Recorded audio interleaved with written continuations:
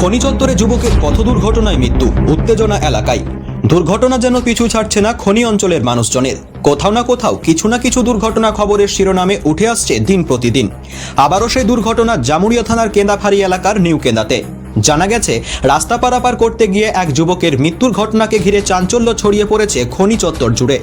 স্থানীয় সূত্রে জানা গেছে, শুক্রবার দুপুর 3টের সময় 19 বছর বয়সী সমীর রুইদাস সেখানে ওসিপির রাস্তা দিয়ে পুকুরে স্নান করতে যাচ্ছিল। আর সেই সময় কয়লা খনির পাথর বোঝাই ডাম্পার তাকে ধাক্কা মারে, আর সেই সময় ডাম্পারের ধাক্কায় ঘটনাস্থলেই তার মৃত্যু হয়।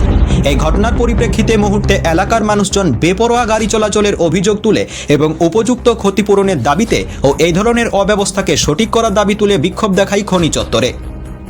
ছিল দুপুর 1টা নাগাদ বাড়ি থেকে বেরিয়েছে স্নান করবো বলে, ঠিক আছে, সেই স্নান করবো বলে বেরিয়ে এবার যাক আমাদের এখানে প্রতিটা মুহূর্তেই সামনে একটা ফুটবল মাঠ ছিল, আপনারা অনেকে দেখেছেন আমাদের ছেলেরা খেলতো।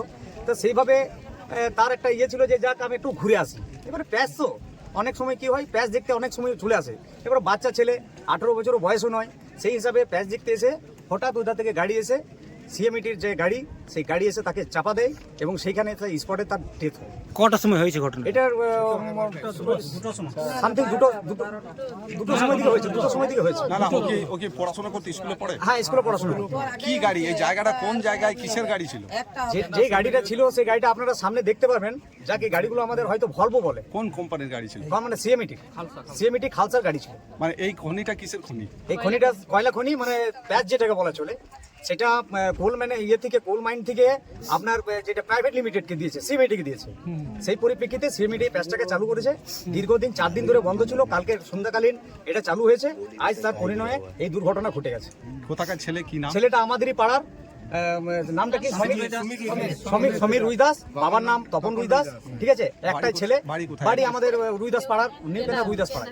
এখন আপনারা কি চাইছেন? এখন আমরা চাইছি, আমাদের একটাই বলার কথা যে ওনার পরিবারে যেহেতু একটাই মানে পরিশ্রম করার মতো ছেলে ছিল, বয়স কম ছিল ঠিক আছে, কিন্তু যেহেতু পরিশ্রমের ছেলে ছিল, তার বাবা একটা অটো চালক, মানে টোটো চালক, সেই হিসাবে সিএমইটিতে আমরা চাই একটা কাজ, এবং যেটা রোড অ্যাক্সিডেন্টে যে মুআওয়াজাটা পাওয়া যায় সেটা যেন সিএমইটির তরফ থেকে দেওয়া হয়। আমাদের শুধু এটাই বলার। অন্যদিকে এই ঘটনা প্রসঙ্গে কয়লার প্যাচ ম্যানেজার বলেন, ওসিপির কর্তৃপক্ষ বলেন যে দুর্ঘটনা ঘটেছে সে বিষয়ে ঊর্ধ্ব কর্তৃপক্ষের সঙ্গে কথাবার্তা হয়েছে। যে ঘটনাটি ঘটেছে সেই ঘটনার বিষয়ে এখনও তদন্ত চলছে। তিনি বলেন, কোথাও যদি কোনো নিরাপত্তার কমতি থাকে তা খতিয়ে দেখব। আমরা চেষ্টা করছি আগামী দিনে যেন এ ধরনের ঘটনা আর যেন না ঘটে।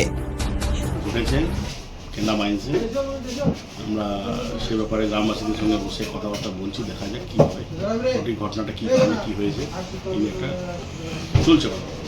না বলছি কেন রাস্তা পারাপারের জন্য ইয়ে হয়েছে? আমি তো ছিলাম না সাইটে, যেই ঘটনা যে কোনো কারণে ঘটেছে, এখন সেটা নিয়ে একটু তদন্ত চলছে। নিরাপত্তার বলছে একটু কিছু ইয়ে রয়েছে, যদি কোথাও কিছু নিরাপত্তার কমি থাকে সেটা দেখবো, খতিয়ে দেখবো। আমরা সেই বিষয়ে চেষ্টা করছি যাতে কি আগামী দিনে এসব কোনো ঘটনা না ঘটে, বলার আছে। স্থানীয়দের দাবি, এখানে নিরাপত্তার কোনো ব্যবস্থা গ্রহণ করে না কয়লা খনি কর্তৃপক্ষ, এমনটাই অভিযোগ তাদের। এদিনের এই দুর্ঘটনার পরেই উত্তেজিত জনতা খনি চত্বরে থাকা প্রায় 25 থেকে 30টি গাড়িতে ভাঙচুর চালায়। ঘটনার খবর পেয়ে ঘটনাস্থলে উপস্থিত হয় ইসিএল এর নিরাপত্তা রক্ষী এবং পুলিশ বাহিনী ও সিআইএসএফ ঘটনাস্থলে পৌঁছে পরিস্থিতি নিয়ন্ত্রণে আনে। ইসিএল কর্তৃপক্ষ জানিয়েছেন, নিরাপত্তার বিষয়টি তারা খতিয়ে দেখে কি ঘটনা ঘটেছে তা নিয়ে খোঁজ খবর নিচ্ছেন।